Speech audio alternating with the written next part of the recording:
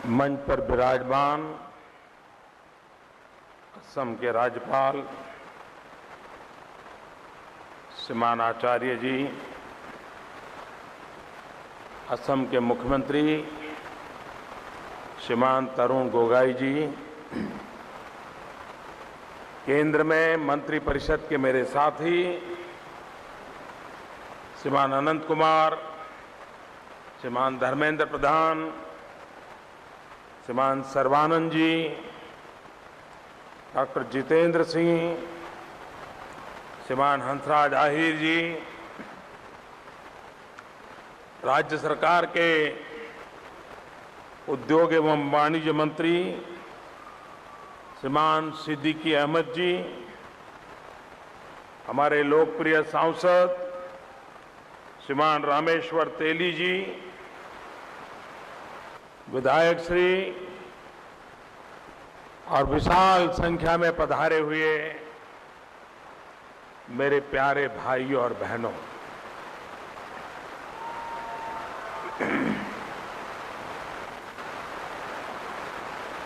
आज डिब्रूगढ़ में दो महत्वपूर्ण प्रोजेक्ट्स का लोकार्पण हो रहा है।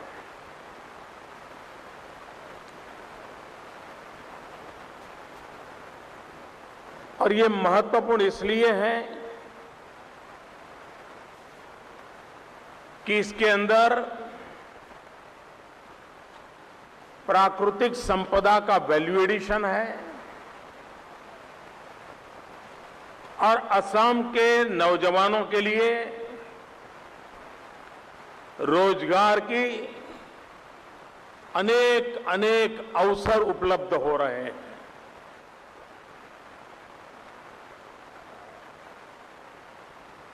इस दो प्रोजेक्ट के कारण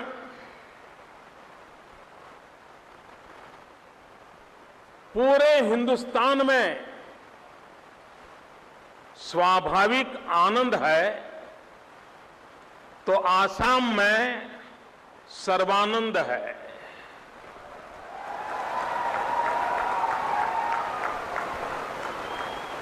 क्योंकि ये राष्ट्र की विकास यात्रा में बल देता है।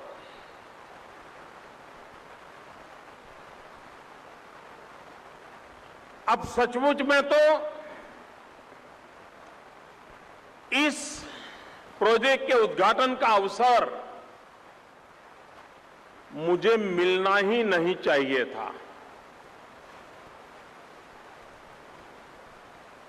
अगर ये इकाई आज से 25 साल पहले हो गई होती, उस समय के प्रधानमंत्री को इसका अवसर मिला होता, तो यहां पर इतने नए नए उद्योग आए होते, यहां इतने लोगों को रोजगार मिला होता और पिछले 25 साल से यहां सर्वानंद का माहौल होता।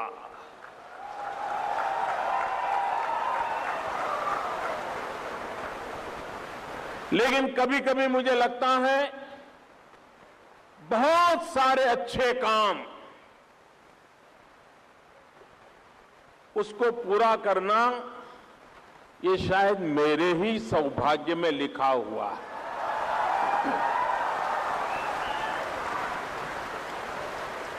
हमारे देश में एक सबसे बड़ी चुनौती ये है, हम योजनाओं को समय से पहले सोच नहीं पाते हैं। अगर मजबूरन सोचते हैं तो योजना परिपूर्ण करने का रोडमैप नहीं बना पाते।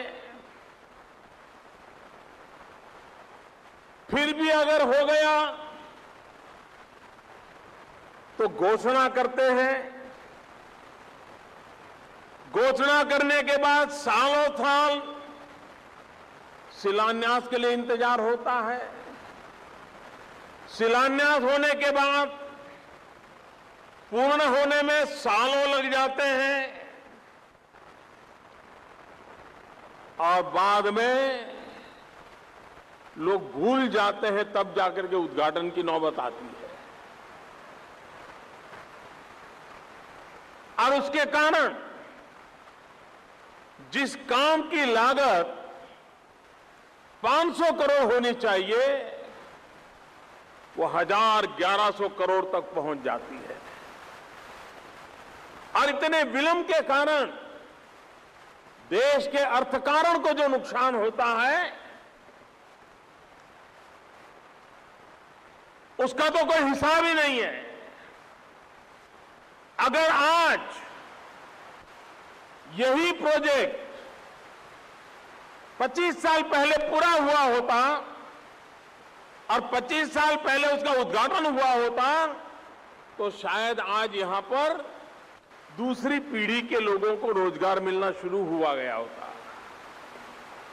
एक पूरी पीढ़ी बेचारी चली गई। और इसलिए हमारी सरकार का प्रयास है कि विचार किसी को भी आया हो, सपना किसी को भी आया हो, शिलान्यास किसी ने भी किया हो, लेकिन देश का भला उसमें है कि हम इन सारी चीजों को परिपूर्ण करें और लोगों के सपनों को साकार करें। और इसलिए मैं भारत सरकार में एक प्रगति कार्यक्रम चलाता हूं आजकल और राज्यों के मुख्य सचिवों के साथ वीडियो कॉन्फ्रेंस पे खुद बात करता हूं। और ऐसे जो अटके पड़े प्रोजेक्ट है, किसी न किसी कारण से रुके पड़े हैं, ऐसे स्टॉल प्रोजेक्ट को गति देने के लिए एक विशेष प्रयास करता हूं। पिछले दिनों कुछ अखबारों ने लिखा था कि लाखों करोड़ों के स्टॉल प्रोजेक्ट अब उस कैद खाने से बाहर निकले हैं और तेज गति से परिपूर्ण होने के लिए आगे बढ़ रहे हैं।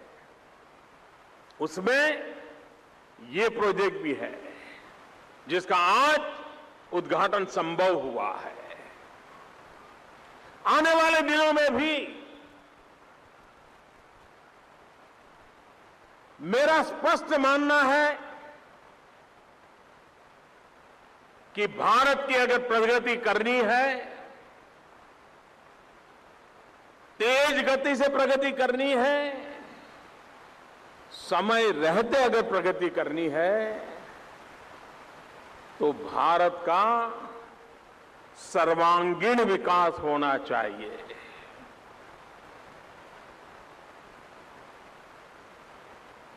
ऐसा नहीं हो सकता है कि हिंदुस्तान का पश्चिमी छोर जो है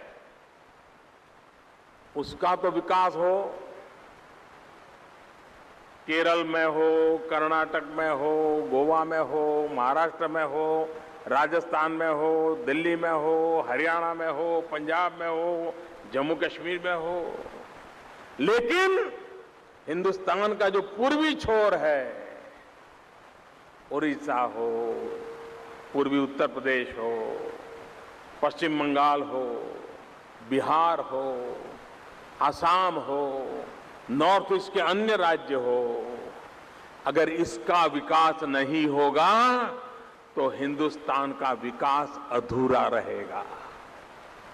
और इसलिए भारत के पूर्वी छोर का विकास, इस पर सबसे ज्यादा बल देना ये हमारी सरकार की प्राथमिकता है।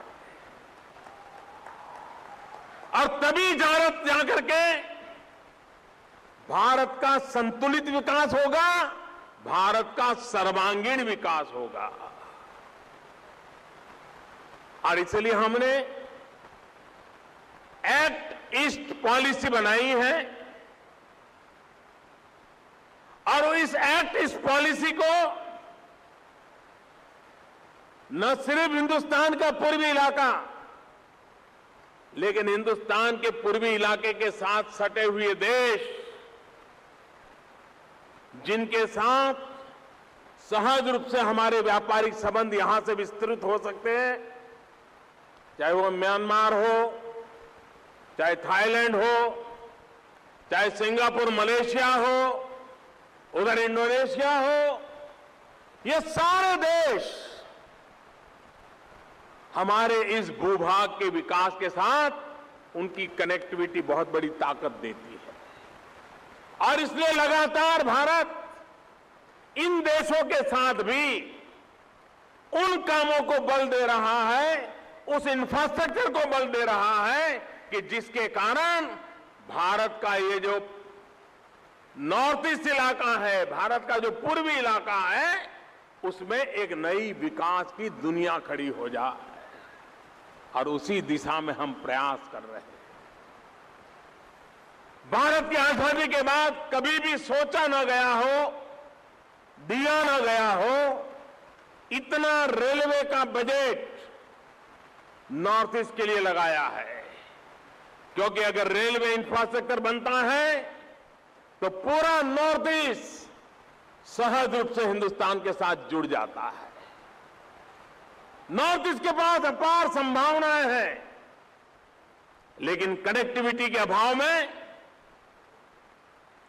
उसकी विकास यात्रा रुक जाती है। यहां के नौजवान होनहार है, सामर्थ्यवान है, बुद्धिमान है।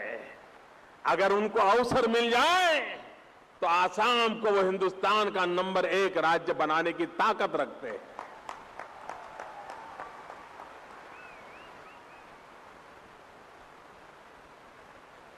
ये पॉलीमर का उद्योग एक प्रकार से वैल्यू एडिशन है। भारत को जो विदेशों से लाना पड़ता है उसमें से थोड़ी बचत हो जाएगी, और उसके अंदर मूल्य वृद्धि के कारण छोटे छोटे अनेक कारखाने लग सकते हैं। आज प्लास्टिक का युग तो है, मानना पड़ेगा, लेकिन दुनिया में प्रति व्यक्ति जो प्लास्टिक की खपत है उसकी तुलना में भारत की बहुत कम है। प्रति व्यक्ति मुश्किल से 10 केजी है। अगर विश्व के सामान्य औसत से मिलाना है तो यहां पर प्लास्टिक उद्योग के लिए बहुत संभावनाएं पड़ी है। जीवन की बहुत सी आवश्यकताएं अब प्लास्टिक के रूप में साकार हो रही है। यहां पर रॉ मटेरियल उपलब्ध हो और यहां के नौजवान में स्किल हो, छोटा छोटा कारोबार चालू करें, एक पूरा औद्योगिक विस्तार खड़ा हो जाएगा। लाखों नौजवानों के यहां रोजगार मिलेगा। और इसके लिए हमने मुद्रा योजना को भी आरंभ किया है। स्टार्टअप इंडिया स्टैंड अप योजना को आरंभ किया है। ये दोनों योजना ऐसी है कि इस उद्योग से जो रॉ मटेरियल निकलेगा उसके वैल्यू एडिशन के लिए जो काम करना चाहता है उसे मुद्रा से पैसा भी मिलेगा और स्टार्टअप इंडिया स्टैंड अप योजना की लाभ, उसकी योजनाओं का भी लाभ मिलेगा। इसमें काफी कंसेशन है, बहुत सारे इंसेंटिव्स है, और मैं आशा करूंगा कि आसाम के नौजवान इसके साथ जुड़े हुए उद्योग लगाने के लिए आगे आए। और मैं सरकार से भी अनुरोध करूंगा, डिपार्टमेंट से, कि यहां जो रॉ मटेरियल निकलेगा, जिसका वैल्यूएशन होगा, उसको सबसे पहले आसाम के नौजवानों को मौका दिया जाए, और वे अगर उपयोग करते नहीं है तो अब क्या करके हिंदुस्तान में और भाग में ले जाया जाए। इतना बड़ा निर्णय आप कल्पना कर सकते हैं कितना बड़ा आपका भाग्य बदल सकता है। लेकिन हमारी प्राथमिकता है आसाम और नॉर्थ ईस्ट। हमारी प्राथमिकता है यहां पर विकास हो। आज किसी भी किसान परिवार में जाइए, और उस परिवार में अगर 3 बेटे हैं और किसान को पूछो 100 एकड़ भूमि होगी, उसको पूछो भाई बच्चों के लिए क्या सोचा है, तो किसान कहता है एक बेटे को तो खेती में लगाऊंगा, लेकिन 2 बेटों को कहीं शहर में बेच करके नौकरी पर लगा दूंगा ताकि उनके गुजारा चल जाए। यानी हर किसान अपने 3 बेटों में से 2 को किसी कारखाने में कहीं नौकरी पे लगाना चाहता है। किसान के इन 2 बेटों को रोजगार कम मिलेगा। क्या किसान का एक बेटा तो कमाएगा, 2 बेटे भूखे रहेंगे? अगर किसान के एक बेटे के लिए खेती है तो 2 बेटों के लिए रोजगार के लिए उद्योग लगाना भी अनिवार्य है, आवश्यक है। और इसलिए गांव का अगर भला करना होगा तो किसान के संतानों को रोजगार के अवसर उपलब्ध कराने होंगे। और उसके लिए बड़े बड़े शहरों में उद्योग लगेंगे तो काम नहीं होगा। डिब्रूगढ़ जैसे छोटे छोटे स्थान पर भी हमने उद्योगों की जाल बिछानी पड़ी। और हमारी सरकार की कोशिश है कि छोटे छोटे स्थान पर रोजगार के अवसर उपलब्ध कराना, उद्योगों उपलब्ध कराना, मूल्य वृद्धि हो, वैल्यू एडिशन हो, ताकि देश की आय बढ़े। उस दिशा में हम प्रयास कर रहे हैं। जिस प्रकार से प्राकृतिक संपदा की मूल्य वृद्धि की अनिवार्यता है, वैसे भी व्यक्ति के जीवन की भी मूल्य वृद्धि होनी चाहिए। अनस्किल्ड लेबर कम कमाता है, स्किल्ड लेबर ज्यादा कमाता है। और इसलिए हम स्किल डेवलपमेंट पे बल दे रहे हैं। हर नौजवान के हाथ में हुनर होना चाहिए, स्किल होना चाहिए, और स्किल के भरोसे वो अपने लिए रोजगार के अवसर भी पैदा कर सकता है और उसकी एक मांग भी बढ़ने वाली है। और उस दिशा में हम प्रयास कर रहे हैं।